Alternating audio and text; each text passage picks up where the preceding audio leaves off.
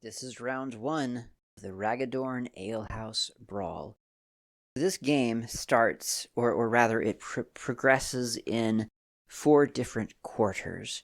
The first one is movement, and then missile, which is like ranged, and then combat, like melee combat, and then the gaming quarter.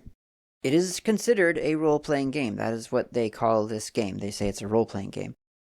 I think in the early 80s in the UK, which is where this is from, role playing and wargaming hadn't quite separated yet.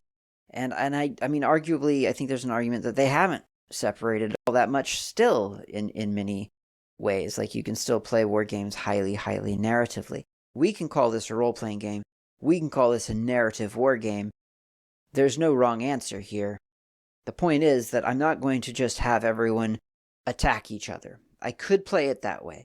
I could just have it as a straight war game where people target the person that they are supposed to not like and then attack. But I'm not going to do that. I don't feel like that's in the spirit of the game's original intent. Instead, I'm going to play this as a narrative war game or a role-playing game, whichever you prefer, whatever title, whatever terminology you feel most comfortable with. Play starts with the landlord and then goes clockwise around the seating arrangement of the players. I don't have any players. I'm playing this alone. So what I'm going to do instead is I'm going to start with the landlord, and then I'll go in the order of the different roles that I made for characters. So we're in the first quarter here. We're in the movement phase of this game, which means that everyone can only move. That's all they can do right now. Now, the landlord's job is to get money from as many people as she can, especially at the gaming table. It says, your objective is to collect 40 gold crowns from players at the gambling table and to ensure that none of your staff are killed. Okay, so it is just at the gambling table, but I'm gonna open that up and just assume that the landlord would be happy to get gold from anyone by any means. So I'm going to have this serving girl move. I think her movement is 4. Yes, it is. It's 4. So she's going to move up 1, 2, 3 to the ranger, or actually, just, I won't block the door.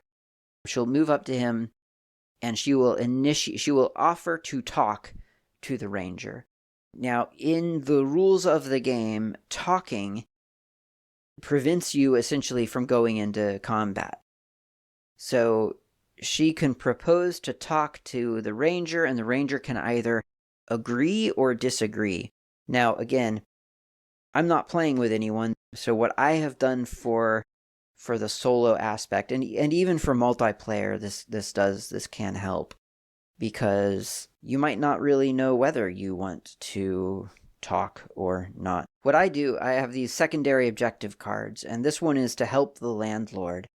And then I'm going to roll a d10 for the landlord to see what she gets, or for the serving girl in this case, and that is a 6.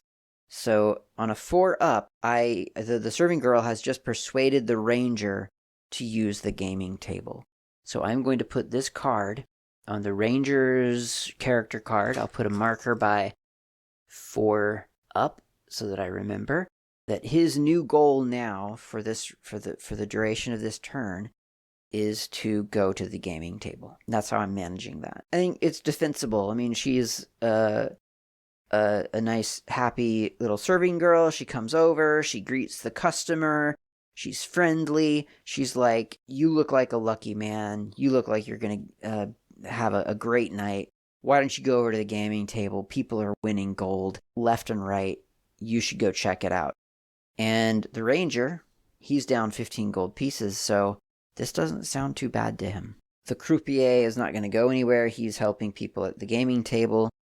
And this serving girl is, I'm assuming, helping the adventuress. So she's not going to go anywhere, and the landlord is just going to stay behind the table and continue. Possibly and speak to the druid. Should she do that? No, she can't, because my card is already with the ranger. So she's not going to speak to the druid.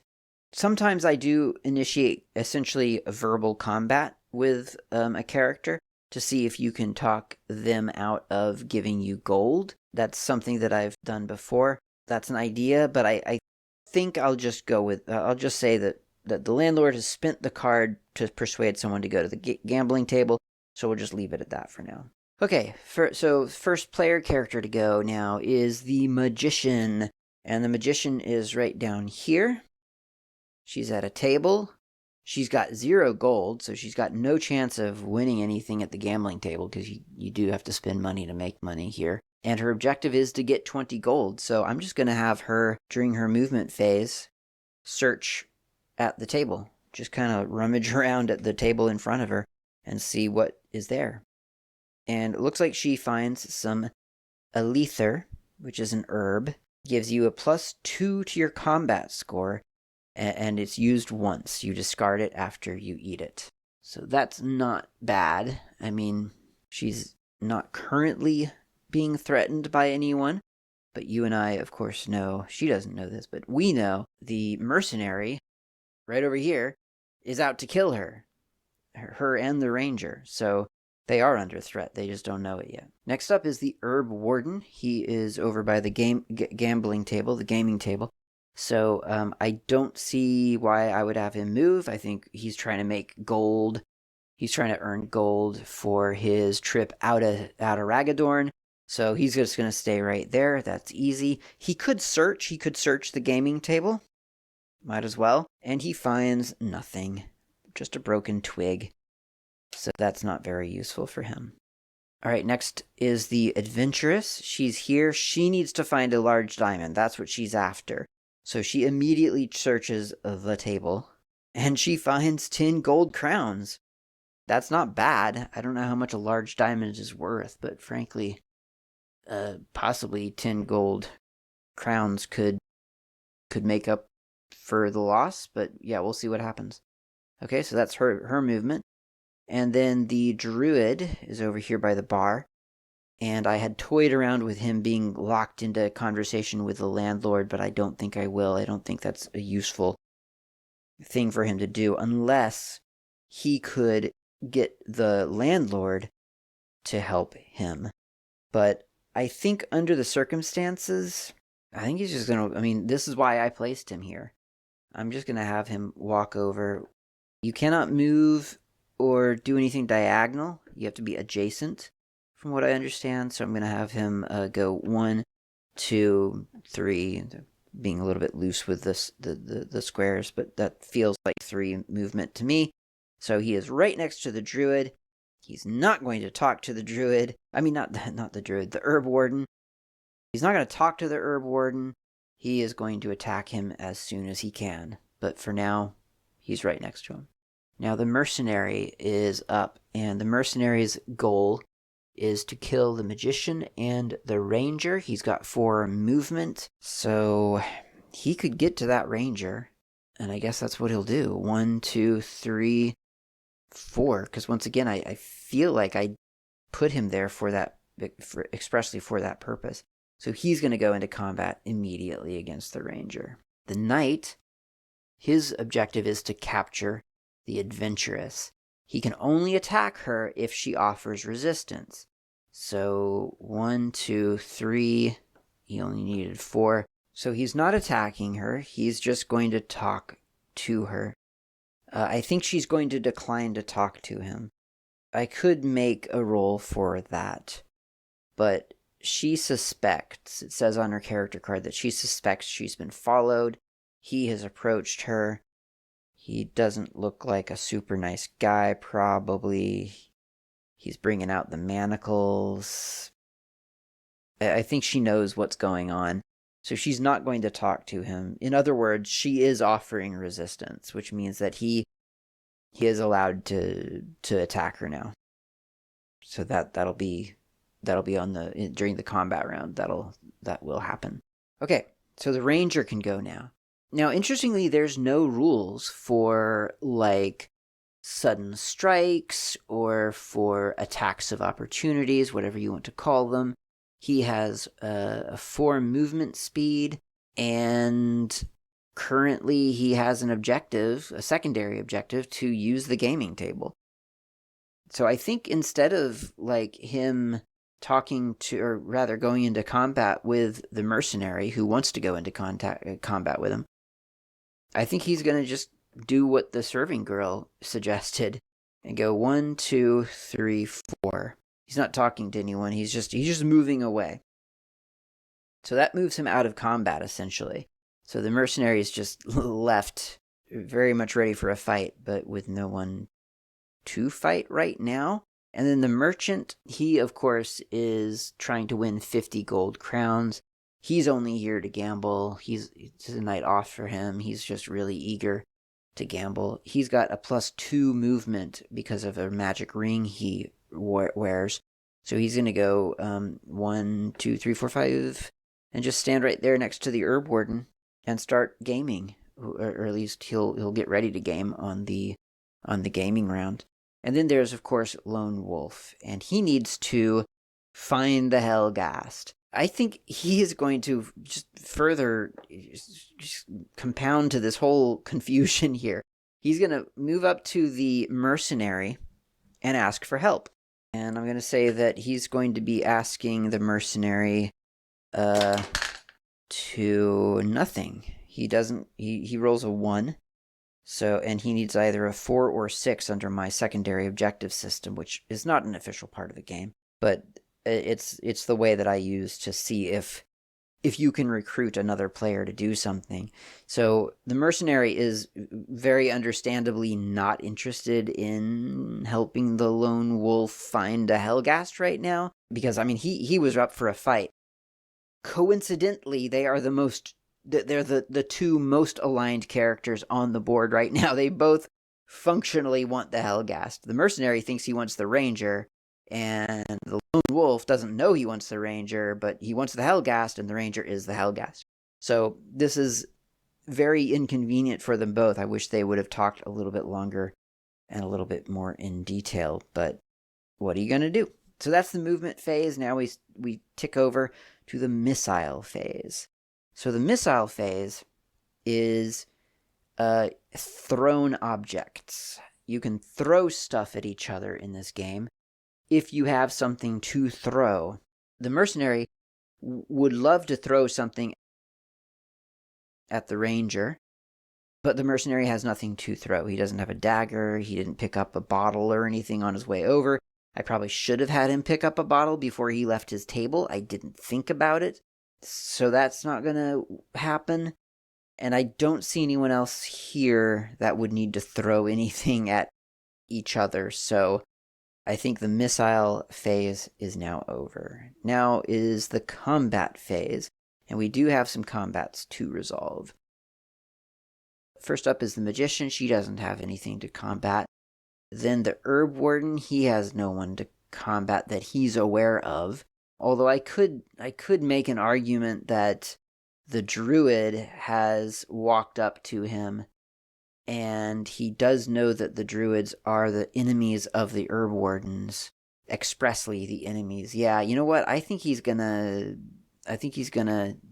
take an action here, and the action that he is going to take is that he is going to turn to the druid, open his spell book, his special item spell book, and expend one of its uses on putting the druid to sleep for 2 turns. So that's, needless to say, kind of a big deal.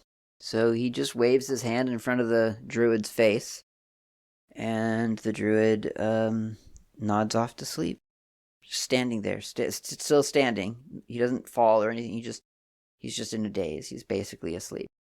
Okay, so that was the herb warden's turn, and that's kind of the importance of initiative in this game. And there is no initiative roll; you just go clockwise around the table, depending on where you sat. So I imagine if people were playing this game, there would be a frantic sort of ordering of where you sat. After the herb warden has gone, it's the adventuress's turn, which is a really, really good position for her to be in, because she's about to be attacked by this knight. Now, the adventuress could attack the knight, because, I mean, we know that the knight is going to attack her. But the way that that combat works in this game is that when you attack, you can also take damage in melee. So I think she's not going to attack him, because I don't think she would necessarily believe she would have that great of a chance against him. He's a knight. She's an adventurous. It's fun, but I mean, she's not a knight. So I think she's not going to attack him until he attacks her.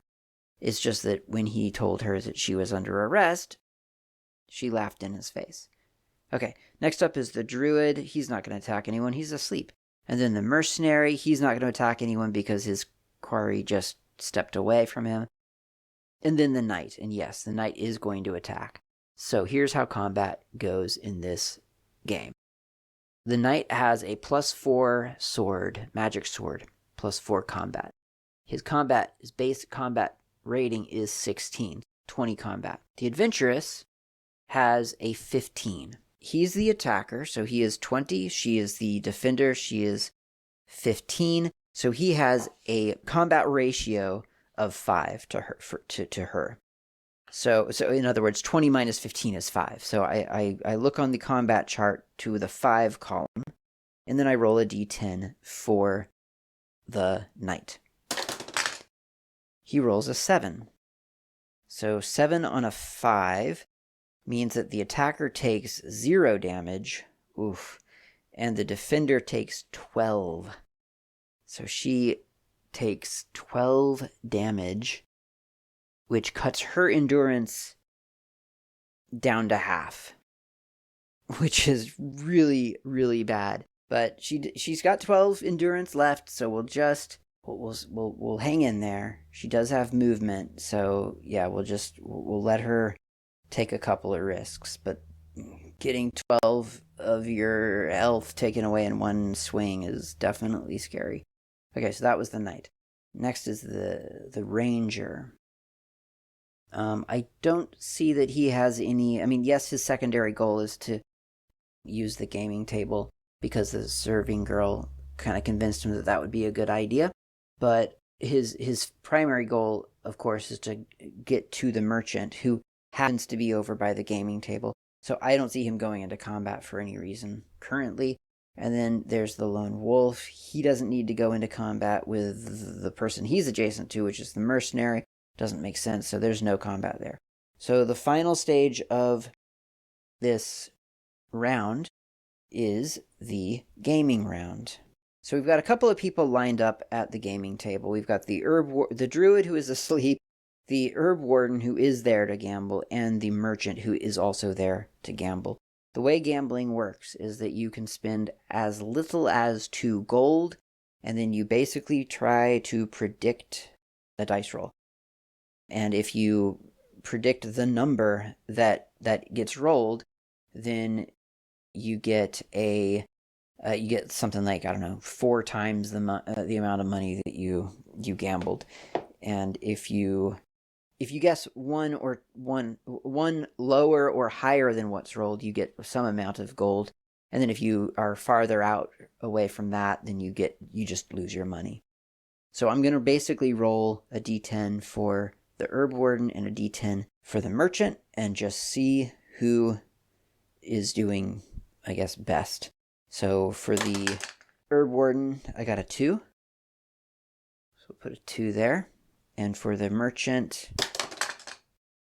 got a 7. Okay, so 2 or 7. Well, let's find out what the croupier rolls. The croupier rolled a 9. So 7, 8, 9. I don't think that's good. I don't think anyone's gonna win. Oh, I forgot to talk about their bets. I forgot to bet. Let's just do minimum bet then. 2 gold. I wish I'd remembered to actually establish what they were betting, but we'll just say 2. So the gaming quarter, any player who has called out the same number, which is neither of them, gets 4 times the stake money. If any player called out a number that is immediately before or after the number revealed, then you get twice your stake. And everyone else just loses their money. So everyone at this gaming table has lost their money because no one guessed an 8, The only right answer would have been an 8 or an 8 or a 9 really for this one, because there's no higher on this D10. There's nothing higher than a 9, because 0 counts as 0 in this gaming system. Okay, so that means both the Herb Warden and the Merchant have lost 2 gold. That brings the Merchant down to 18 and the Herb Warden down to 6. And that's the end of round 1. It's an interesting little game, as you can see. I think there's a little bit of narrative. Well, there's a lot bit of narrative in terms of making decisions for each of the characters.